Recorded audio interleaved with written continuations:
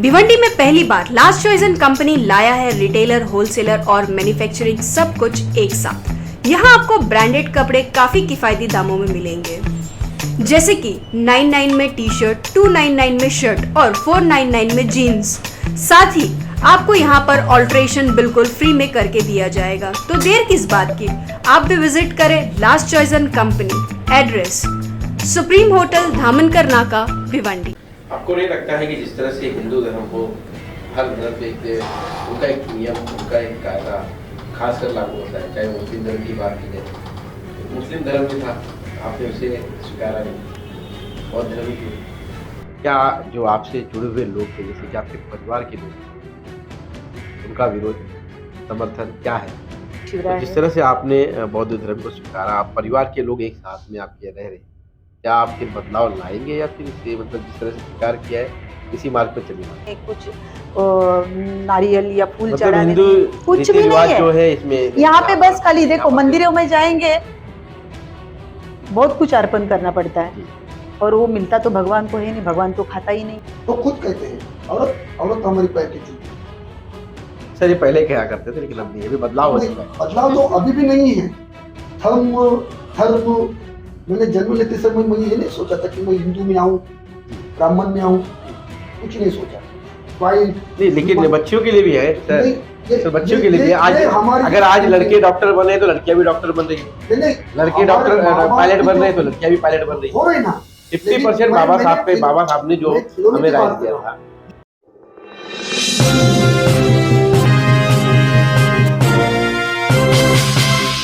नमस्कार, मैं संदीप कुमार। इस समय आज हमारे स्टूडियो में मौजूद हैं भारतीय महिला शायरा सीमा काई पाटिल। विशेष तौर पर आपको बता दें कि गत दिनों पहले 5 अक्टूबर के दिन इन्होंने धर्म परिवर्तन किया था। किन कारणों से किया था, आखिरकार क्या कारण था इन्होंने जो कि बौद्ध धर्म स्वीकार किया, वो सब परिवार के साथ में विशेष तौर पर इन्हीं खास बातों को लेकर आज हमारे स्टूडियो में मौजूद हैं, उनसे बात करेंगे। सीमा जी, आपका ढेर सारी शुभकामनाएं सबसे पहले तो दीपावली की, और आज आप हमारे स्टूडियो में पधारे। मैडम, एक सवाल ये है कि जिस तरह से हमें ये जानकारी प्राप्त हुई कि 5 अक्टूबर के दिन आपने धर्म परिवर्तन किया, मैडम सबसे पहले जानकारी देंगे, आपने हिंदू धर्म को नकारते हुए बौद्ध धर्म स्वीकारा है, क्या कारण? सबसे पहले सच की आवाज ये न्यूज चैनल को हमारी सबकी तरफ से, हमारे सारे कलाकारों की टीम से, यहाँ पे उपस्थित संदीप कुमार गुप्ता सर, हमारे उपस्थित संगीतकार, प्रोड्यूसर, डायरेक्टर, भारत के सुप्रसिद्ध संगीतकार जॉली दादा मोरे, हमारी पूरी कलाकारों की टीम, और जिनकी वजह से आज हम ये स्टूडियो में पहुंच गए, हमारे एडवोकेट सुनील भालेराव सर, हमारे गायकवाड़ सर, इनकी सबकी बहुत बहुत हार्दिक आभारी हूँ मैं, और अपने सारे सच की आवाज़ टीम की बहुत आभारी हूँ। सब भारतवासियों को जय जिजाऊ, जय शिवराय, जय क्रांति ज्योति, जय भीम, जय भारत, जय संविधान। आज यहाँ पे सच की आवाज़, ये चैनल का नाम ही जो है सच की आवाज़, तो जो हम लोग स्टेज परफॉर्म करते हैं और स्टेज परफॉर्मेंस करते वक्त हम लोग सदा ही कहते हैं कि जो भी कुछ सादर करेंगे या परफॉर्म करेंगे वो सच ही करेंगे, चाहे हमारी जान क्यों न चली जाए। तो ये भारत का इतिहास जो है, जो हम ये रंगमंच पे, विचार मंच पे हम लोग सादर करते हैं। पहले तो एक सामाजिक बहुजन समाज से आई हुई मैं एक सामान्य महिला, और जो अभी संदीप कुमार सर ने जो यहाँ पे क्वेश्चन पूछा कि आप ये जो हिंदू परंपरा की जो ये धर्म है, ये छोड़ के आप ये बुद्ध धर्म की ओर हमारी राह चल गई, तो ऐसा कहना चाहती हूँ कि सारा जो भारत था वो पहले से ही बुद्धिस्ट था। जैसे कि तथागत भगवान बुद्ध, इनका जन्म ही भारत में हुआ था, और भारत ही नहीं तो इतने भारत के बाहर के बहुत सारे ऐसे राष्ट्र हैं कि जिन्होंने ये जो बुद्धिस्ट कंट्रीज है, जिन्होंने धर्म को अपनाया है और उनकी राह पे वो चल रहे। हिंदू धर्म में मैं पैदा हुई, सच तो किसी इंसान के हाथ में ये नहीं रहता कि मैं कौन से समाज से जन्म लूँ या कुछ, किसी के हाथ में नहीं रहता है। डॉक्टर बाबा साहब, इन्होंने जो बुद्ध धर्म भारत से नष्ट हो गया था वो फिर से भारत में लेके आए, और जब हम सारी टीम, कलाकारों की टीम गए 7-8 साल से जॉली दादा के साथ जब ये स्टेज शो करते हैं, तो ये पूरा भारत का इतिहास हम हमारी कार्य से, हमारे गीतों से हम बताते हैं। तो ये करते करते जब भी हमारे साथ ऐसे बहुत सारे कलाकार हैं जो ओबीसी है, कोई मराठा है, कोई ब्राह्मण है, तो हम सारे कलाकार बहुत प्रभावित हो रहे थे। लास्ट 2-4 साल के पहले की बात है। तो हम लोग ने ये सोचा, ये तय किया, और सच झूठ का जो भी कुछ, जैसे कि भगवान बुद्ध ने कहा है कि अत्यधिक भव, हर इंसान को अंदर का एक जो दिया है उसके, तो उसको ही प्रज्वलित करना है। तो ये करते करते जब भी पता चला कि सच झूठ क्या है, सत्य असत्य क्या है, और ये पढ़ते पढ़ते मन में, विचारों में परिवर्तन होने लगा, और फिर ठान ली धम्म दीक्षा तो अभी ये 5 अक्टूबर 2022 को हो गई नागपुर की दीक्षा भूमि में, जहाँ पे खुद भीमराव जी अम्बेडकर उन्होंने जो लाखों लोगों के साथ दीक्षा ली थी। तो 14 अक्टूबर 1956 का वो दौर था, और वहाँ पे जो दीक्षा भूमि की पवित्र जगह है, तो मेरी भी एक मन में मैंने ठान ली थी कि मैं दीक्षा लूंगी। अचानक से क्यों ठान लिया आपने? इस तरह से देखा जाए, आपने हिंदू धर्म में आपका जन्म हुआ, हाल ही में आपने प्रवेश किया, तो अचानक से क्या मतलब आपका? अचानक से नहीं संदीप सर, बहुत सालों से सोचा था कि एक दिन मैं ये जो हिंदू धर्म में ये सारी परंपरा, रूढ़ी, ये जो पूरा भारत के इतिहास में मनोवाद ने जो रचाया था, वो सारा धूर्तांड, और ये जो पूजा पाठ कर्म, ये जो कर्मकांड का ये था, तो इसको कभी तो एक मैं विसर्जित कर दूं ये सारी चीज़ों को। तो फिर 2020 में ही 25 अक्टूबर में 2020 में, 2 साल तो कोरोना की वजह से दीक्षा भूमि बंद थी, नहीं तो पहले ही मेरी दीक्षा हो जाती 2 साल पहले। तो जब मन में ठान ली थी कि मैं ये सारा ये जो हिंदू परंपरावादी ये जो धर्म है, जो गुलामगिरी स्थित हजारों सालों से भारत के नारी को तो जकड़ के रखा था, अभी भी बहुत सारी जगह पे गांव में देखने के लिए मिलता है। तो मन में ठान ली थी कि ये छोड़ के ये जो बुद्ध धम्म जो है वो समतावादी, समानतावादी, मानवतावादी है। प्रज्ञाशील करुणा का संदेश भगवान गौतम बुद्ध ने पूरे विश्व को दिया है। तो ये जो ऐसा विज्ञानवादी धम्म जो है, तो इसको अपना ली और वही राह पे चलने का प्रयास। मतलब आपका आस्था एक था? जी। हिंदू धर्म में भी वो आस्था था? नहीं, वहाँ पे तो एक गुलाम की जिंदगी है, और ज्यादा करके महिलाओं के लिए ज्यादा है। कैसी गुलामी? गुलामी वो हर एक मोड़ में आती है, चाहे घर में, जैसे कि जन्म लिया, शुरुआत होती है, और फिर उसके बाद शादी करके जब भी ससुराल जाती हूँ, शुरुआत हो जाती है। कहाँ पे ऐसा स्वतंत्रता ऐसी दिखाई देती है? बौद्ध धर्म में सारी चीजें नहीं? हाँ, बौद्ध धर्म वहाँ पर भी होगी? नहीं, बुद्ध धर्म में ये स्त्री पुरुष भेदभाव ही नहीं है, समानता है। कभी भी ऐसा नहीं, बोलने का अधिकार है स्त्री और पुरुष। बाबा साहब ने ही महिलाओं को 50% आरक्षण दिया है, तो 100% दिया, 100% दिया, ये मैं कहूंगी, क्योंकि ये चूल्हा और ये बच्चों को संभालते हुए जो भारतीय नारी कभी खुद का विकास नहीं कर पाई, और यही करती करती करती पूरी उसकी जिंदगी चली जाती है, और आखिर में वो सोचती है कि मैंने क्या किया, मैंने क्या पाया, मैंने खुद के लिए क्या जिया। बचपन में थी तो महिलाओं क्या करना चाहिए आपको, मतलब महिलाओं को नहीं, मुझे ये बात कहनी है कि जैसे कि बाबा साहब ने महिलाओं के लिए जो भी कुछ किया, सारे पूरे भारतवर्ष के लिए किया, जो संविधान से दिया, हर एक समाज के लिए दिया, कोई एक समाज स्थित नहीं उसमें। तो उसमें ये भी था कि हिंदू कोड बिल जो बाबा साहब ने लिखा, जब भी उन्होंने जो सरकार की तरफ से जो मंत्री पद उनको मिला था वो ठुकरा दिया उन्होंने, और जो हिंदू कोड बिल रचाया, उसके बाद संविधान में हर एक नारी को हक दिए, जैसे कि पितृसत्ताक संपत्ति का हक दिया, राजनीति में प्रवेश करने का हक दिया, शिक्षण लेने का हक दिया, या फिर समानता से सम्मान से जीने का हक दिया हर एक महिला को। सभी धर्म में था ये लागू? नहीं, हिंदू धर्म में ये नहीं था।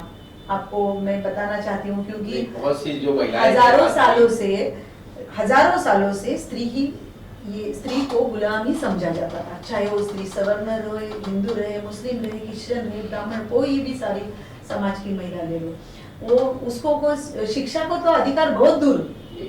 अभी भी आज आप यूपी जाएंगे या महाराष्ट्र के बाहर जाएंगे, इतना घूंघट ओढ़ के महिला रहती है, डरने का, चाहे वो पति रहे, देवर रहे, सास रहे, ससुर रहे, मतलब उसको अधिकार नहीं है।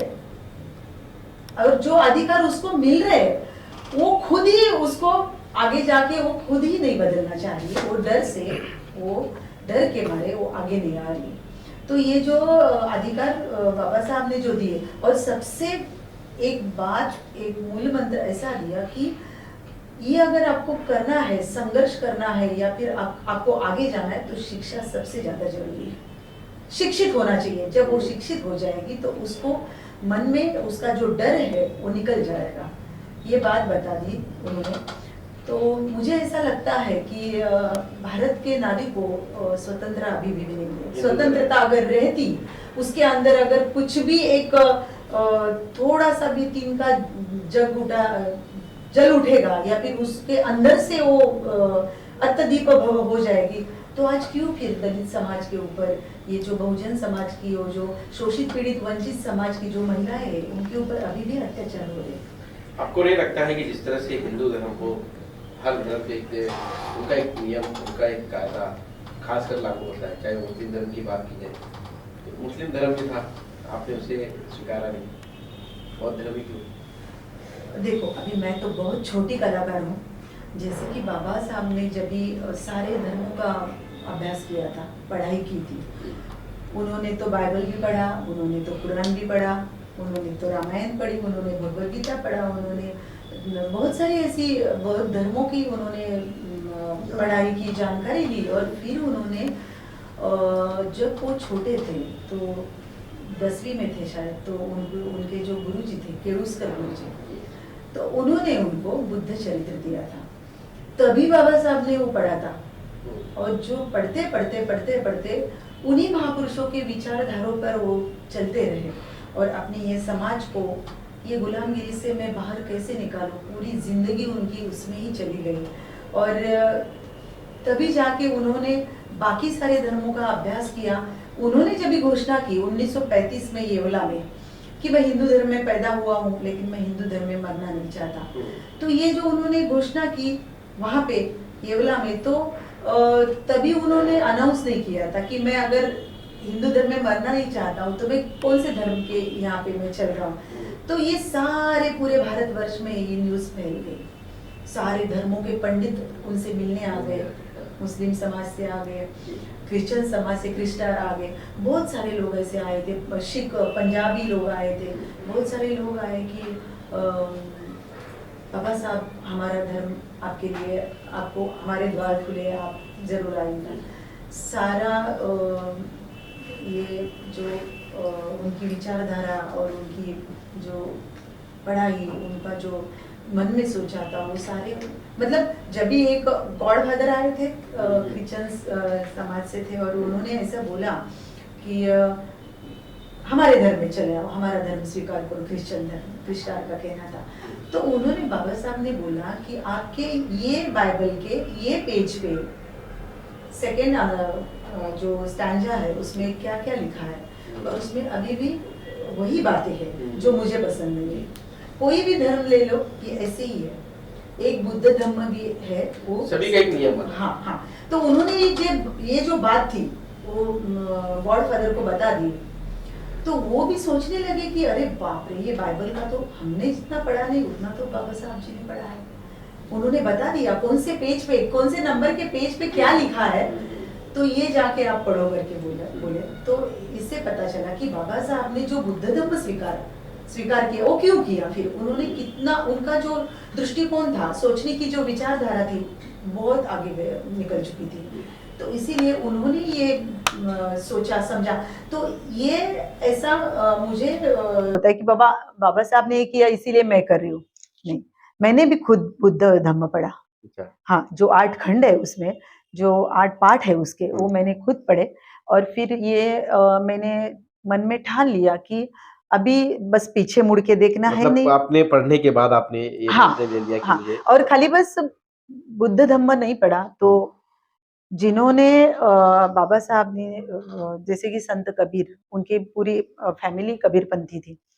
तो संत कबीर, गौतम बुद्ध, उसके बाद राष्ट्रपिता महात्मा ज्योतिबा फुले और छत्रपति शिवराय, इनको उन्होंने गुरु मान के छत्रपति शाहू महाराज, इनका आरक्षण, ये जो सब्जेक्ट लिया subject, उन्होंने, हाँ। राष्ट्रपिता जी के महात्मा ज्योतिबा फुले, इनकी तरफ से उन्होंने शिक्षा का जो ज्ञान था वो मन में ठान लिया।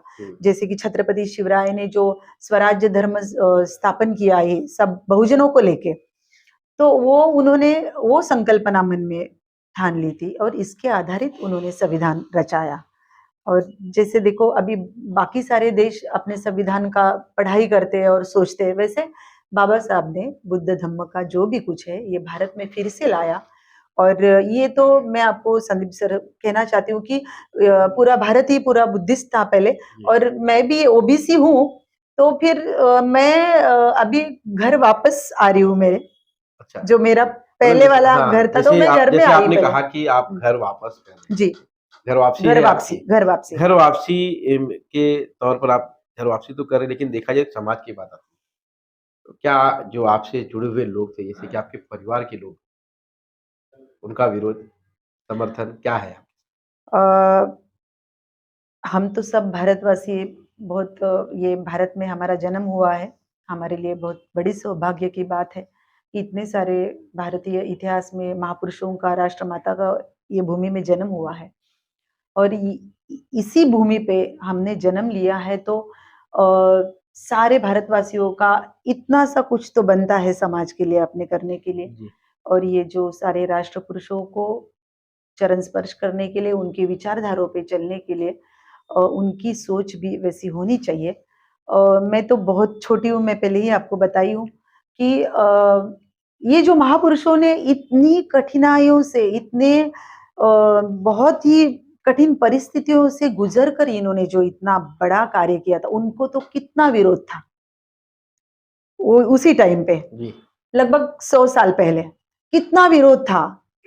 तो फिर मुझे कुछ भी नहीं है उससे क्योंकि है। लेकिन वो जिन महापुरुषों की आप बात कर रहे हैं, उसमें बहुत से हिंदू धर्म में भी, हाँ, तो उन्होंने तो धर्म नहीं छोड़ा।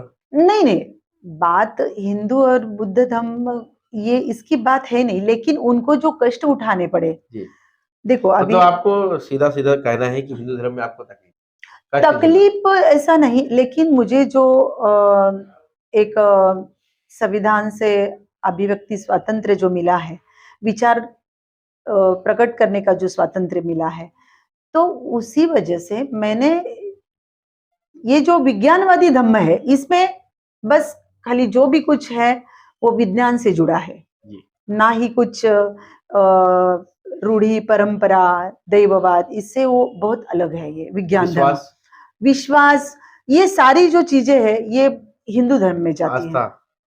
आस्था, स्वर्ग नरक, पूजा पाठ, कर्मकांड, ये सारी चीजें वो पूरी एक तरफ हिंदू धर्म में, और यहाँ पे खाली बस ओनली विज्ञान ही विज्ञान, और समानता, मानवतावाद, इंसान, बस खाली इंसान है, ना कुछ वहां पे जात है, ना वहां पे स्त्री पुरुष भेदभाव है, ना काले गोरे का भेद है, कुछ भी नहीं है। यहाँ पे बस मानव है, मानवता की तरह रहना है, और जो सामने है वो हमारे लिए इंसान है, इंसान की तरह उससे बर्ताव करना है बस। बाकी दूसरी यहाँ पे कुछ मांगना नहीं है, अगर कुछ मांगोगे तो मिलेगा भी नहीं है। यहाँ पे कुछ बलि चढ़ानी नहीं है, यहाँ पे कुछ पैसा देना नहीं है, यहाँ पे कुछ हाथ में धागा डोरा बांधना नहीं है, कुछ नारियल या फूल मतलब चढ़ाने नहीं है, कुछ भी नहीं है। जो है इसमें यहाँ पे बस खाली देखो मंदिरों में जाएंगे बहुत कुछ अर्पण करना पड़ता है, और वो मिलता तो भगवान को है नहीं, भगवान तो खाता ही नहीं है, जो भी चला जाता है वो दान पेटी में, और जो भी कुछ वहां पे पुजारियों में, तो खुद पुजारी हूँ। लेकिन लोगों का आस्था जुड़ा रहता है, आस्था जुड़ा है, विश्वास है उनका, और मन में एक डर भी है कि डर की वजह से वो करते हैं। यहाँ पे जो ये यहाँ पे बीच में एक बहुत बड़ा ऐसा खिला यहाँ पे ठोक दिया है बहुत सालों से, तो इतने जल्दी नहीं निकलेगा, निकलेगा एक दिन। हर एक इंसान अगर मन में उसके सवाल खड़ा हो जाएगा और उसका सवाल का जवाब वो खुद ढूंढेगा, तो वो ये बुद्ध की राह पे आएगा, ऐसे तैसे वैसे कोई नहीं आएगा। तो ये जो है मंदिर के बाहर आने के बाद फूल, वो कुछ सारा चीजें मिलते हैं, हाथ में ये बारो तिलक लगा दो, माथे पे ये लगा दो, सब कुछ होता है वहां पे, सब कुछ मिलता है। लेकिन जब आपने भी लगाया होगा, आपने भी बांटा हाँ, होगा, मैंने जब तो आपने- बिना चप्पल पहन के मैंने नवरात्रि किया जी, बिना चप्पल पहन के 9 दिन मैंने 9 कलर की साड़ी वगैरह बहुत डाली है, सज धज के 9 दिन व्रत रखा। लेकिन मैंने बाद में ये भी सोचा कि 9 दिन 9 कलर की साड़ी मैं पहन रही हूँ। जब हमारी सावित्री बाई स्कूल जाते टाइम जो एक साड़ी उसके पास थी, ज्योतिबा फुले उनको वो बोलती थी कि शेठ जी मुझे और एक साड़ी चाहिए, नहीं मुझे बुखार आएगा। शेठ जी सोचने लगी कि ऐसी क्या बात है कि इसको साड़ी ही चाहिए, इसका बुखार नहीं उतर रहा है, क्या बात है। उनको ऐसी तो साड़ी के लिए ये बीमार और रहने वाली हमारी सावित्री है नहीं, तो साऊ क्या हो गया। तो उनको जाके जब ही स्कूल पहुंचे तो उनको पता चला कि उनकी जो फातिमा टीचर थी उनके साथ में जो पढ़ने वाली, जिन्होंने उनको रहने के लिए घर भी दिया था जो पुणे से, तो वहां पे फिर उनको पता चला कि जैसे कि सावित्री माई एक साड़ी पहन के, दूसरी साड़ी थी नहीं उसके पास, एक साड़ी पहन के जब वो स्कूल जाने लगती थी तो गली में जो भी कुछ ब्राह्मण लोग थे, जो कोई भी थे, तो वो उनके ऊपर कीचड़ डालते थे, उनकी साड़ी खराब हो जाती थी। जब स्कूल में जाती थी वो पत्थर से, पूरा पत्थर खून लगा था, गोबर लगा था, तो वो जाके गीली साड़ी धो के गीली साड़ी पहन के वो लड़कियों को पढ़ाती थी।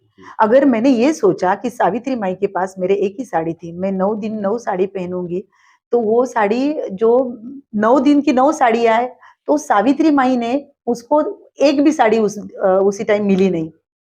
तो ये बात कितनी सच है। अगर हमारी रमाई इतना संघर्ष नहीं कर पाती तो बाबा साहब संविधान ये अपने भारत को दे ही नहीं पाते।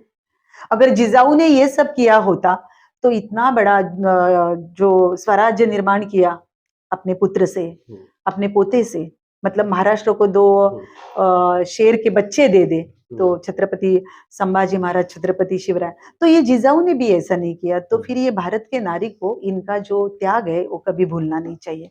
बस इसीलिए मैंने ठान ली, और कि जैसे कि भारत देश की हर एक नारी ने पहले परिवर्तित होना चाहिए। अगर एक नारी, एक घर की एक नारी परिवर्तित हो जाएगी तो पूरा फैमिली उसका चेंज हो जाएगा, उसके बच्चे, उसके। मैंने आपसे आपके परिवार के बारे में बात किया था कि आपके परिवार के लोगों परिवार के लोगों को तो हो गया, अभी भी है, थोड़ा हो जाएगा, लेकिन उनको आहिस्ता आहिस्ता पता चलेगा, वो स्वीकार रहे हैं। अभी गए 1.5-2 साल से थोड़ा बहुत तकलीफ हुई थी, लेकिन फिर भी मैं वो कुछ नहीं मानती, क्योंकि 100 साल पहले तो बहुत तकलीफ थी, अभी कुछ भी है नहीं। और सबसे बड़ी बात है मेरे लिए, मेरे खुद के लाइफ में, कि मेरा जो छोटा बच्चा है 25 साल का है, अभिषेक पाटिल, संदीप सर उन्होंने तो अभिषेक जी ने तो कुछ पढ़ा, मतलब इतिहास तो इतना पढ़ा है नहीं, लेकिन मेरे ये विचारधारा वो गए 4-5 सालों से देख रहा है कि मैं मम्मी क्या कर रही है, कौन से प्रोग्राम कर रही है, क्या गीत गा रही है, वो गीत से क्या प्रभावित हो रहा है। तो ये सब देख के वो खुद आपके विचारों को, मतलब आपके विचारों को बदलाव हो गया उसका। और कहने के लिए अच्छा लग रहा है कि ये 5 तारीख को उसने भी, मेरे बच्चे ने मेरे साथ धम्म दीक्षा ली। इसके साथ बहुत सारी, नहीं वो नहीं आ पाए क्योंकि उनको ये मंजूर नहीं था। आप करो, मुझे विरोध नहीं किया, मुझे फैमिली डिस्प्यूट नहीं हुआ, नहीं मुझे उन्होंने विरोध नहीं किया, डाटा कुछ थोड़े अनबन हो गई हमारी, लेकिन ऐसे जाने के लिए रोका नहीं जी। आप जाओ, आप करो। परिवार के कितने सदस्य हैं आपके? परिवार में मेरे 2 बच्चे, मेरी बहू। 2 बच्चों में से मतलब आपके साथ में एक बच्चा छोटा, मेरी बहू है बड़ी, अभी एक पोता हुआ है, 2 महीना हो गया। इन्होंने नहीं स्वीकारा? नहीं, मतलब वो आपको नहीं स्वीकारा या नहीं, वो उनकी जिंदगी जी रही है, आपको स्वीकार किया? हाँ, हम लोग सब एक ही जगह रहते हैं, एक ही छत के नीचे है। हाँ जी, मेरी माँ है मेरे साथ में, मेरे हस्बैंड है, मेरे देवर के लड़के हैं, अच्छा, हमारा परिवार जुड़ा है। जुड़ा जी। हाँ, जॉइंट फैमिली। हाँ हाँ, लेकिन ऐसा ज्यादा विरोध तो हुआ नहीं। घर में तो मेरे सारे इतिहास पढ़ा है। ऐसे तो मैंने भगवान बुद्ध का मूर्ति है, बाजू में बाबा साहब है, ये बाजू में छत्रपति तो शिवराय जिस है। तरह से आपने बौद्ध धर्म को स्वीकारा, आप परिवार के लोग एक साथ में आपके रह रहे हैं, क्या आप फिर बदलाव लाएँगे या फिर इसे मतलब जिस तरह से स्वीकार किया है, इसी मार्ग पे चलने वाले हैं? नहीं, जरूर लाएंगे, मुझे यकीन है, क्योंकि एक ना एक दिन टाइम लगेगा थोड़ा। मैं आपकी बात कर रहा हूँ कि आप जिस तरह से धर्म परिवर्तन कर लिए हैं, हम्म, बाद में कहीं फैमिली कुछ ऐसा डिस्प्यूट ना हो जाए, फैमिली का दबाव हो या फैमिली की मोह माया में आप हो चले सकता जाएँ, है, तो फिर आगे जाके आप बौद्ध धर्म से बोल फिर नहीं सकते। हिंदू धर्म में आ सकते हैं। नहीं नहीं नहीं, ये कभी नहीं होगा। मैं आपसे वही पूछ ये रहा हूँ। हो सकता है कि घर में अगर इससे मतलब अभी तक जो हुआ, विरोध हुआ या कुछ अनबन हो गई या कुछ झगड़े हो गए, इसके आगे जाके बहुत होगा। ये हो सकता है, आगे जी। जाके कुछ होगा, मुझे पता नहीं। हुँ, ये होगा तो मैं अपने आप मैं दूर हो जाऊंगी, लेकिन मैं मेरी राह नहीं छोड़ूंगी। मतलब जिस आप पथ पे मैं चल रही हूँ, पथ जी, में मेरा आखिरी सांस जब तक चल रहा है, वो तब तक मैं छोड़ूंगी नहीं, क्योंकि ये छोड़ूंगी भी नहीं। और ये जो बुद्ध धम्म का प्रचार और प्रसार है, ये पूरे भारत और भारत के बाहर भी जहां जहां बुलाएंगे मैं जाऊंगी, जहां जहां बुलाएंगे मैं जाऊंगी। बस अच्छा खाली आवाज दो मुझे, सच की आवाज। जी यानी कि आप इसके जो है हाँ, एक तो मैं प्रचारक के उनको रूप में छोड़ भी काम दूंगी। करेंगे, हाँ, मैं उनको छोड़ दूंगी। अरे फैमिली को छोड़ दोगे। पक्का छोड़ दूंगी, क्यों नहीं छोड़ूंगी। अरे बाप रे, सिद्धार्थ गौतम जी ने तो पूरा बचपन में पूरा 21 साल में तो पूरा छोड़ा। तो मैं तो, ये तो मेरा कुछ भी नहीं है सर। इसीलिए मैं बार बार बोल रही हूँ कि मैं कुछ ऐसा बड़ा काम नहीं कर रही हूँ। जो भी कुछ मैं कर रही हूँ, ये मुझे बहुत मुझे दुख हो जिस रहा तरह है। से आपने मुझे कहा बहुत कि दुख मैडम हो रहा है कि मैं लेट आई। मैं क्यों ना पहले आई, क्यों मैं पहले। मुझे ये सारा निचोड़ यही दिखाई दे रहा है कि जिस तरह से आपने कहा कि महिलाओं पर अत्याचार हिंदू धर्म, जी तो इस अत्याचार को देखकर आप जो है धर्म परिवर्तन कर रहे हैं। साफ-साफ ये पूरी जो है कह सकते हैं कि पिक्चर नज़र आ रहा है नहीं नहीं क्योंकि नहीं, ये आपने जिस खाली। तरह से पहली बार मतलब पहले सवालों में आपने कहा कि महिलाओं के ऊपर जो है हाँ, ये तो दबाव, देखो अभी, अत्याचार, अभी उनके ये जो अपने भारत। फ्रीडम इन सारों पर जो है रोक लगाया गया हाँ है। हाँ तो ये हाँ, सारी चीज़ें आपको जो है बौद्ध धर्म में नहीं है। बौद्ध धर्म में नहीं है, लेकिन ये 100% ये नहीं है कि खाली महिलाओं के अत्याचार की वजह से मैंने ये सोचा। जी। ये बात है नहीं है। हुँ, हुँ। जैसे कि लड़की हुई, जन्म हो गया, तो फिर मिठाई बांटने में भी वहीं से शुरुआत हो शायद जाती मैडम है। ये सारी चीज़ें अभी खत्म हो चुकी है, मुझे ऐसा लगता है क्योंकि धीरे-धीरे बदलाव आ रहा है समाज में। आ रहा है, लेकिन आप सर ये भी मन में विचार करो कि अभी अभी क्योंकि 75 आज साल। लड़कियां अगर घर में जन्म लेती है तो लड़कियों को लक्ष्मी का रूप देती है, ऐसा हाँ लोग हाँ, मानते ये हैं तो है और काफी खुश भी होते हैं। आज का जो हम कह सकते हैं कि जो नया दौर चला है 2010 के बाद का, तो लोग काफी उत्साह, काफी खुशी मनाते हैं, खासकर लड़कियों के जन्म पर।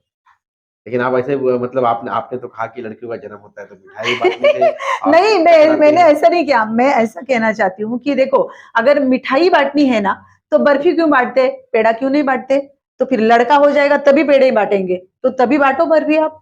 ये सोच करो ना फिर। सोच की बात नहीं हाँ, लगती तो आपको? ये हर हर किसी एक की सोच सोच है, होगी। हर एक की जैसे सोच क्या है। होता है कि बहुत से मिडिल के फैमिली के लोग रहते हैं, बहुत से गरीब हाँ, फैमिली के लोग रहते हैं, तो वो उनको जितना हो सकता है वो नहीं कर देखो, सकते। देखिए लड़की हो जाएगी तो उसको खिलौना लाएंगे, तो बर्तन लाएंगे। उसको वो जो क्या बोलते, बाबी गर्ल लेके आएंगे, जी, डॉल लेके आएंगे। लड़का हो जाएगा तो उस थोड़ा बड़ा होने लगा तो उसको डॉक्टर के कपड़े, ये हर किसी की उसको। सोच है मैडम। नहीं नहीं, तो फिर ये समानता किधर है। आप समा इसका मैडम नहीं, इसीलिए तो इसे हम आप, ही बाँट रहे हैं, समानता जो है शायद मुझे ऐसा ये लगता है कि हम बचपन बाँट से ही रहे हैं। शुरुआत हो जाती है सर।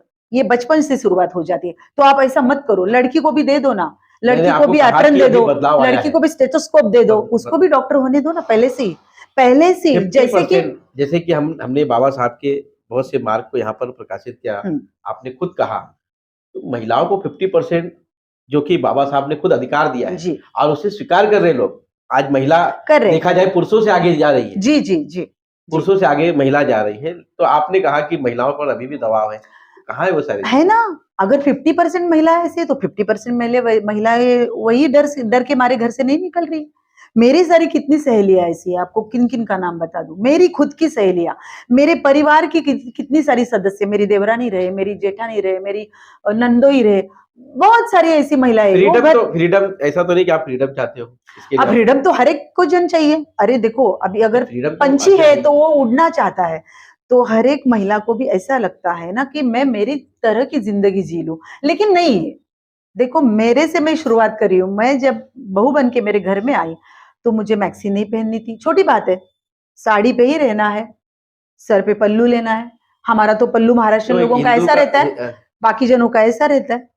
तो तो हर धर्म का एक नियम रहता है ना हाँ, कि महिलाएं लेकिन मतलब महिलाओं का एक मर्यादा रहता है, उस मर्यादे में शायद वो रखते हो। हाँ हर सर, किसी के धर्म लेकिन में ये रहता भी बात है कि है। उसको हम ऐसा लगे ना कि मैं कब ऐसा, मतलब मतलब आपको ऐसा लगता है फ्रीडम में, मतलब फ्रीडम फ्रीडम में, नहीं है। बस फ्रीडम। और आप एक फ्रीडम मतलब ऐसा आप हम ये भी कह सकते हैं आप कैद समानता में, चाहिए, बस। समानता चाहिए और आप हाँ, कैद बस में हो, बस बस, ये भी हो सकता है। मतलब कुछ ऐसा घुट घुट के नहीं जीना है, जी अंदर ही अंदर घुटना नहीं है।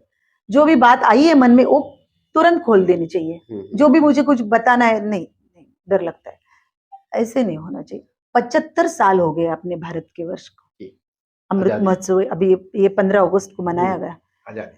आजादी। लेकिन महिलाओं को अभी आजादी है नहीं है, इतनी नहीं है। आप जितना बोल रहे हैं उतनी आजादी नहीं है नारी को। 50% है मैडम, कैसे बोल तो रहे हैं 50% नहीं है ना, क्यों नहीं 50% तो वही सोचना हर है। किसी को दिया गया। इसीलिए मैं सच आपको की बता रहा हूँ आवाज से क्योंकि यही बोलना है। 2010 के बाद फ्रीडम मिला है हर किसी को, मतलब हम कह सकते हैं कि पूरी तरह से आजादी मिली हुई है। मिली आज महिलाओं के लिए बाबा साहब ने जो कायदा बना के गया, आज देखिए हर महिलाओं को न्याय मिलता है। मिलता है, मिलता है, लेकिन बहुत सारी महिलाएं ऐसी है कि उनको अभी तक न्याय मिला है नहीं। इतनी सारी बातें हो गई, इतनी सारी घटनाएं घटी चुकी है। अभी की घटना लेंगे आप तो यूपी में वो जो छोटे बच्चों को पानी पिया पिया हांडे से, हाँ, मटकी से, बिहार मतलब यूपी से हम ही था, वो जात पात का जात पात का था, वो लेकिन था ना वो। हाँ, एक ऐसी आसिफा बच्ची जी जिसका बलात्कार हुआ, जी और कहाँ पे हुआ? मंदिर में। वहां पे तो साक्षात देवी लक्ष्मी की क्या देवी माँ की मूर्ति तो सामने थी। मंदिर के पुजारी ने ये काम किया, उनके साथ हर एक और एक जन मिला था कोई हो। लेकिन इतनी सारी घटना घटने के बाद भी उसको अभी तक न्याय मिला नहीं है। उसका जो आरोपी है जिसने उसके साथ ये किया है, उसको किधर फांसी हो गई है अभी तक? ये सारी निर्भया, निर्भया का मैडम ये सारी ये ले चीजों लो। में आप दोषी हिंदू धर्म को क्यों मानते हिंदू हैं? धर्म, देखो ये सारी जो घटनाएं घटी है ना, तो देखो धर्म से जोड़ा जा रहा है ये धर्म घटनाओं से को। नहीं, लेकिन ये जो सारी अत्याचारों की जो घटनाएं है ना, ये जो पिछड़े जो समाज जो है, जी वंचित है, जो शोषित है, उनके साथ ही हुई है। कभी आपने ऐसे सुना है कि ठाकुर के लड़की के साथ ऐसा हुआ है? नहीं, मैंने तो नहीं सुना है। ये सारी जो घटना घट चुकी है, ये सारी जो नीचे जात वाली जो नीचे जात वाले जो बोलते हैं, जो ऊपर जाति वाले रहते हैं वो बोलते हैं ना नीचे जात वाली है, तो उनके साथ ही घटना घटी चुकी है और उनको अभी तक न्याय मिला नहीं है। ऐसा तो खेरलंजी का इतना बड़ा जो घटना आपने सुना होगा, सुनी होगी, वो तो ऐसे ही मर गया बेचारा, लेकिन उसको मरते दम तक भी न्याय मिला नहीं सर। तो ये कहाँ फिर 50% तो है ना, फिर अभी भी ऐसी है बात। इसलिए लास्ट सवाल लेकिन मैडम। ये मैं कभी नहीं कहूंगी कि हिंदू धर्म में ये है और बुद्ध धर्म में ये नहीं है, लेकिन हिंदू धर्म के ही लोग खुद को इतना बड़ा कुछ मानते हैं कि मैं ही बड़ा हूँ और बस ये जाति को नीचे कुचलना है पैर के नीचे, बस यही। इसीलिए ये जो बुद्ध के तथागत भगवान बुद्ध ने जो मतलब और बाबा साहब ने खून की एक बूंद भी नहीं गिरा के जो क्रांति की, तो ऐसा जो धम्म है वहां पे, पूरे शांति है वहां पे, करुणा है, माया है उसमें, और ये जो समता, स्वातंत्र्य, बंधुता, न्याय, ये सारी चीजें जो बुद्ध धर्म से जो संविधान में आई, तो इसीलिए ये जो धम्म का जो अपनापन है ये अपनाया मैंने। तो ये थे हमारे साथ में सीमा ताई पाटिल, जो ने आपको बता दें कि इन्होंने खासकर बौद्ध धर्म इस कारण स्वीकारा कि जैसे कि इन्होंने कहा कि हिंदू धर्म में महिलाओं पर अत्याचार, पूरी तरह से फ्रीडम नहीं था उन्हें। इन सारी बातों को लेकर इन्होंने हिंदू धर्म को ना स्वीकारते हुए धर्म परिवर्तन कर बौद्ध धर्म स्वीकारा। अब हमारे साथ में स्टूडियो में ही मौजूद है, हम थोड़ी-सी इनसे भी बात करेंगे। पेशे से जाने-माने संगीतकार हैं और आपको बता दें कि इन्होंने कई ऐसे एल्बम्स और कई ऐसे एपिसोड पे काम भी किया है। विशेष तौर पर जॉली मोरे जी हम हमारे चैनल हमारे स्टूडियो में मौजूद हैं हम उनसे भी बात करेंगे, क्योंकि ये भी शायद मुझे ऐसा लगता है कि मीना ताई के बहुत करीबी है। सीमा ताई, सॉरी, सीमा ताई के बहुत करीबी है।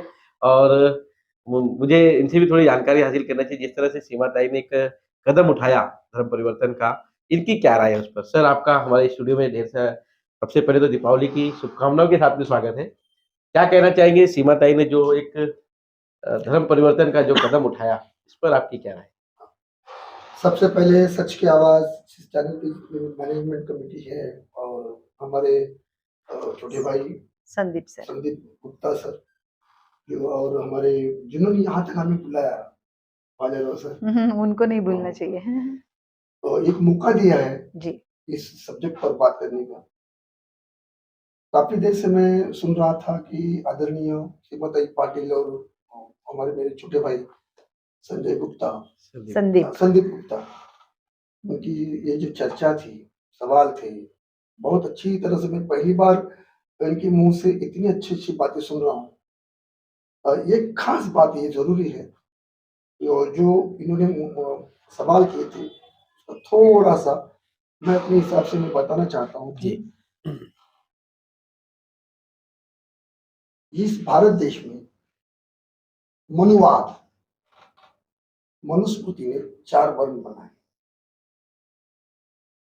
चारों वर्णों में जो शोषित नीचे का वर्ग है, दलित वर्ग, वंचित वर्ग जो जी, वही कीमत औरत की रखी है।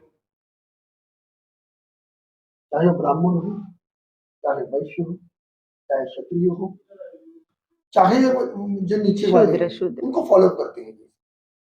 हमारे ऊपर वालों को हम लोग नीचे वाले फॉलो करते हैं। फॉलो तो वही होता है। औरत की बात है, एक सीमा ताई जैसी है, एक औरत जहाँ पे बैठी है, जिन्होंने बौद्ध धर्म में अपनी 5 तारीख को स्वीकारा है। क्यों स्वीकारा, क्यों नहीं लिया बौद्ध धर्म? तो यही बात होती है कि मनुवाद में, मनुस्मृति में औरत की जो जगह है वो बिल्कुल बिल्कुल जूते की समान है। तो खुद कहते हैं औरत हमारी पैर की जूती है। सर, ये पहले क्या करते थे, लेकिन अब नहीं, अभी बदलाव हो चुका है। बदलाव तो अभी भी नहीं है, है बदलाव हो रहा है।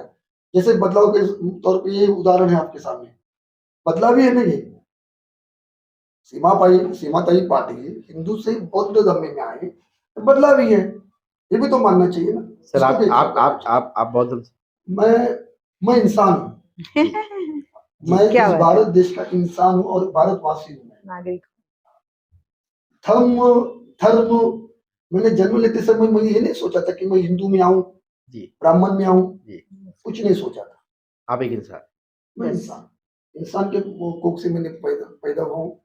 इंसान ने, मेरी माँ ने मुझे जन्म दिया, वो भी तो इंसान थी, मेरे बाप। लेकिन सीमा ताई ने यहाँ पर जिस तरह से धर्म की बातें, मैं वही तो कहना चाहता हूँ, उस पर भी बात। आज भी मनुवादी जो विचारधारा है, उस मनुवादी विचारधारा से आज भी हमारी औरतें, हमारी जो मेरी बहनें हैं, आज भी सुरक्षित कहीं भी नहीं, बहुत कम है।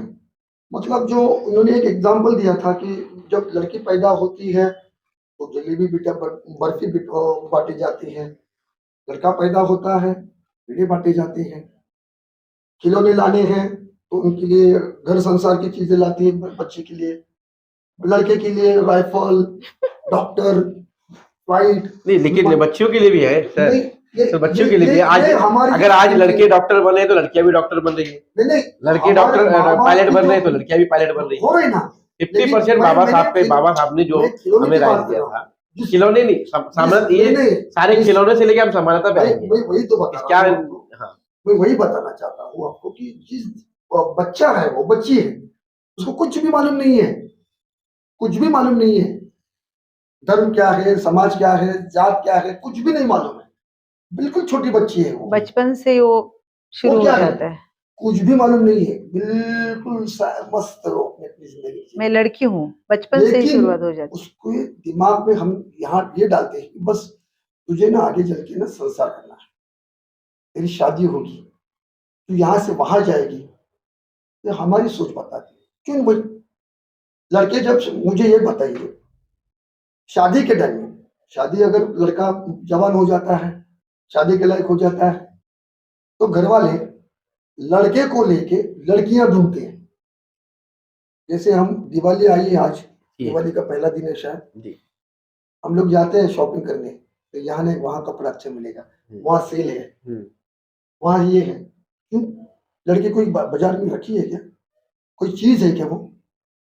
नहीं, लेकिन अभी वो अभी लेकिन अभी अभी वैसा मुझे ज्यादातर ऐसा लगता है कि अभी लड़कियां भी उनकी फैमिली के लोग भी लड़के ढूंढते हैं। मैं क्या बोलता हूँ, रिवाज क्या है कि लड़के लड़कियां ढूंढेंगे, लड़के लड़कियां ढूंढेंगे। कभी सुना है आपने कि लड़कियों के माँ बाप लड़कों को ढूंढ रहे हैं? लेकिन आपको क्या लगता है अभी बदलाव नहीं है? मैंने कब कहा नहीं है, लेकिन फिर भी नहीं है, ये नहीं कहूंगा कि बिल्कुल नहीं है। आप बदलाव को स्वीकार भी कर रहे हैं, लेकिन उससे नहीं, अभी भी वही है, अभी भी वही है। हम तो ये शहर जो हम लोग यहाँ पे है, भिवंडी शहर में है, हाँ। कल्याण सिटी में है ना, देहात में कहाँ है? आज भी हम किसी, अगर मैं एग्जाम्पल के साथ मैं बताता हूँ, मैं जवान लड़का हूँ, मेरे सामने एक बच्चा बैठा है, उसकी शादी का टाइम आ गया, वो चले गए माँ बाप के साथ, रिश्तेदारों के साथ, घर में जाते हो, चाय वाय जो भी परा जो खाना है पोहा वगैरह जो भी खा लेते हैं, लड़की देखते हैं। लड़की को तो इतनी उम्मीद होती है कि आज मेरी शादी हो जाएगी, आज ये लड़का जो मुझे देखने आया पसंद करें, उसका दिल है ना फूल के जैसे रहता है, और वो बहुत ऐसा उमलता है। और जब वो लड़का निकलता है घर से बाहर, हाँ क्या हुआ फिर कैसे, नहीं बताते हैं 2-3 दिन के बाद। 2-3 दिन के बाद अगर बताया जाता है कि नहीं वो आपको पसंद नहीं किया, तो लड़की के दिल का कौन सोचेगा कि उसके दिल में क्या बात होती है, मुझे नहीं पसंद हो रहा है, मुझे कोई पसंद नहीं कर रहा है, मैं कौन हूं? यही बात किसी लड़की वालों ने बताया कि नहीं तू लड़का है, तुझे वो लड़की पसंद नहीं कर रही है। ये क्या लगता है कि मतलब समानता भी नहीं? ये बिल्कुल समानता है, मैं नहीं मानता। अच्छा, शादी होने के बाद सिंबॉलिक है, जैसे मंगलसूत्र है, सिंबल है। लड़की शादीशुदा है, अगर लड़की नहीं शादीशुदा तो उसके गले में मंगलसूत्र नहीं रहता, शादी होने के बाद मंगलसूत्र आता है, वो सिंबल है। क्या सिंबल है? वो क्या बताता है? लड़की शादीशुदा है, हाँ, उसको कोई नहीं देखेगा, कोई उसको टेंशन नहीं है, वो बाजार में जा सकती आ सकती होगी, और वो बिंदास बिना मंगलसूत्र की गई तो फिर शायद छेड़छाड़ हो सकती है, या वो फ्रीडम नहीं पा सकती, लेकिन उसके गले में डाल देते क्या उस अगर लड़की को नहीं, वो औरत निकलती है मंगलसूत्र, सबको मालूम पड़ता है कि ये शादीशुदा है। लड़का कैसे मालूम पड़ेगा ये शादीशुदा है? लड़का कैसे मालूम पड़ेगा मुझे बताइए ना। लड़की शादीशुदा है वो सिंबॉलिक है, लड़का शादीशुदा है कि नहीं वो कैसे मालूम? प्रतीक कुछ भी नहीं है, उसके सिंबॉलिक कुछ भी नहीं है उसके। मैं तो चाहता हूँ अगर मेरे हाथ में कुछ आए सर कि मंगलसूत्र अगर इसको पहनाया जाता है तो इसके गले में एक बड़ी लकड़ी का लड़का डाल दो, हाँ लकड़ा डाल दो तो मालूम पड़ेगा कि ये शादीशुदा है, ताकि वो हर जाने आने वाली लड़की या आजू बाजू की लड़की की तरह वो आंख उठा के नहीं दे सकता, नहीं देख सकता वो। क्यों होता है अभी ये जो भेद है, ये भेदभाव है सर, हमारी संस्कृति में, हमारे परंपरा में हमें बचपन से बात दिखाया जाता है, समझाया जाता है, हम उसी से चल रहे हैं, हम उसी से चल रहे हैं। हम इंसान को इंसान समझते ही नहीं। यहाँ अगर संविधान की बात आती है तो संविधान की वजह से यहाँ इस भारत देश में, इस मुल्क में क्रिश्चियन हो, मुस्लिम हो, हिंदू हो, बौद्ध हो, सारे कुछ हो, जितने भी जात धर्म है, तो खाली उतने वहां तक मत देखिए आप। तो ये जो आपने कहा कि ये सिर्फ क्या हिंदू धर्म में ही है? मुस्लिम धर्म में भी है, बौद्ध में नहीं है, लेकिन यही बात बताता हूँ। आज आपने कहा, मैं वही समझा रहा हूँ, बौद्ध धर्म की बात समझा रहा हूँ मैंने पहले ही कहा था कि नीचे वाले बड़ों को फॉलो करते हैं, बड़ों को फॉलो करते हैं। बौद्ध धर्म हमने लिया है, बौद्ध धर्म हमने लिया है, लेकिन आज भी हम खाली सर्टिफिकेट पे बौद्ध हैं, बाकी आचरण सोच वही हिंदू वाली है। सर, एक हम भी लास्ट- अपने शादी के बाद अपनी सर हम अपनी बातों को भी खत्म करेंगे क्योंकि काफी समय भी हो चुका है। मैं लास्ट सवाल ये था मेरा, जैसे हाँ। कि आप एक संगीतकार हैं पेशे से, और आपने सीमा जी के ऊपर एक संगीत भी लिखा है, जो संगीत की 4 कड़ी आपके मुंह से सुनना चाहता हूँ कि जरा बताएंगे तो मैं काफी अच्छा रहेगा। बिल्कुल, एक्चुअली मुझे टॉपिक बहुत ही अच्छा लगा था। मुझे फिर भी जितना भी वक्त मुझे आपने दिया है उसके लिए मैं थैंक्स। और रही संगीत की बात, तो मैंने आदरणीय सीमा जी के ऊपर ही मैंने कुछ गाना लिखा है। 5 अक्टूबर को इन्होंने जो बौद्ध धर्म की दीक्षा ली थी, तो इनका कहना था, इनकी डिमांड थी कि मुझे हिंदी में कुछ चाहिए, मेरे पास हिंदी कुछ नहीं है। बस उसी रात एक पता नहीं दिमाग में आ गई बात और मैंने लिख डाली है। क्योंकि बाहर नहीं है, लिखता हूँ छोड़ देता हूँ, तो इसलिए मैं ये हिंदी में इनके लिए, मतलब सोचिए शायद मैं सीमा जी से कहूँगा कि आप और हम मिलके गाएं तो अच्छी बात रहेगी।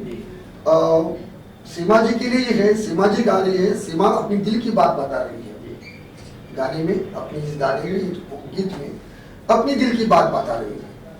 और शायद आपके जितनी भी अभी तक जो इंटरव्यू में जितने भी सवाल हैं, उस सवाल का जवाब एक गीत है। क्या बात है।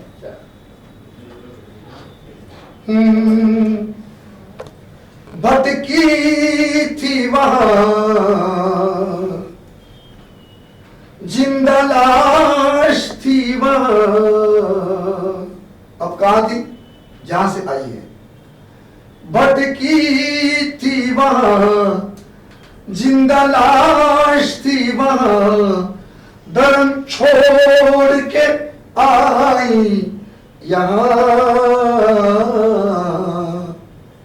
भीम ने तो दिया बुद्ध यहाँ, भीम ने तो दिया बुद्ध यहाँ।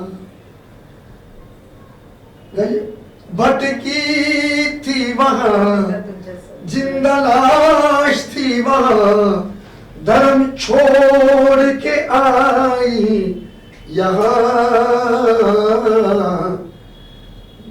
भीम ने तो दिया बुद्ध यहाँ। आगे की कड़ी है।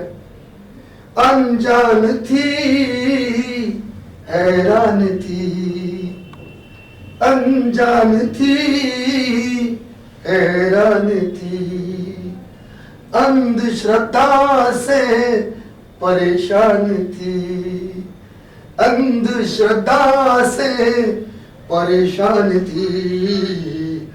आके यहाँ मुझे जीवन नया देखूं न देखूं मुड़ के वहाँ। भीम ने तो दिया बुद्ध यहाँ, भीम ने तो दिया बुद्ध यहाँ। सेकंड कड़ी है। घुट घुट के जी मैं जिंदगी, सीमा ही बोल रही है। घुट घुट के जी मैं जिंदगी, बुद्ध से मेरी हुई बंदगी, बुद्ध से मेरी हुई बंदगी। काली काली रातें हो काले काले दिन, अब तो अब प्रज्ञा बना सवेरा। भीम ने तो दिया बुद्ध यहाँ। लास्ट कड़ी है, बहुत इंपॉर्टेंट है। बिल्कुल सारे सवालों का जवाब यहाँ पे मिल जाएगा आपको। पैदा हुई हिंदू धर्म में, पैदा हुई हिंदू धर्म में, मौत होगी मेरी बुद्ध धम्म में, मौत होगी मेरी बुद्ध धम्म में। चलती रहूं मैं बढ़ती रहूं, अब तो अब जीना मुझे आ गया।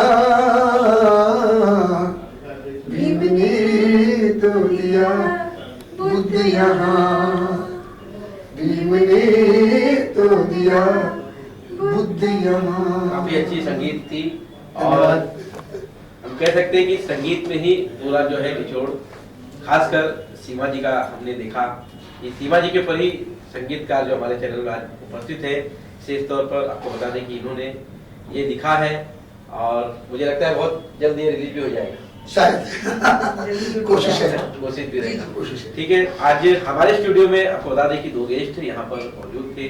खासकर आपको बता दें कि सीमा ताई पाटिल, जो कि आपको बता दें कि इनके पूरे आज हमने एक मतलब किया कि इन्होंने हिंदू धर्म को नकार कर बौद्ध धर्म स्वीकारा। साथ ही साथ उनके साथ में यहाँ पर संगीतकार आपको बता दें कि जौली जी यहाँ पर मौजूद थे। उन्होंने अपने गीत से हम सभी को दर्शाने का काम किया। फिलहाल आपको बता दें कि आज हमारे स्टूडियो में बात जो हो रही थी, चर्चा जो हो रही थी, विशेष तौर पर नारी को सम्मान को लेकर, साथ ही साथ भारतीय संविधान को लेकर और परिवर्तन को लेकर, इन तीनों चीजों पर हमने बातचीत की। सीमा जी ने हमारे से बातचीत के दौरान तीनों हमारे सवालों का जवाब भी दिया। तो फिलहाल आज के लिए इतना ही, फिर मिलेंगे किसी नए गेस्ट के साथ में। तब तक के लिए बने रहे सच की आवाज न्यूज के साथ। धन्यवाद।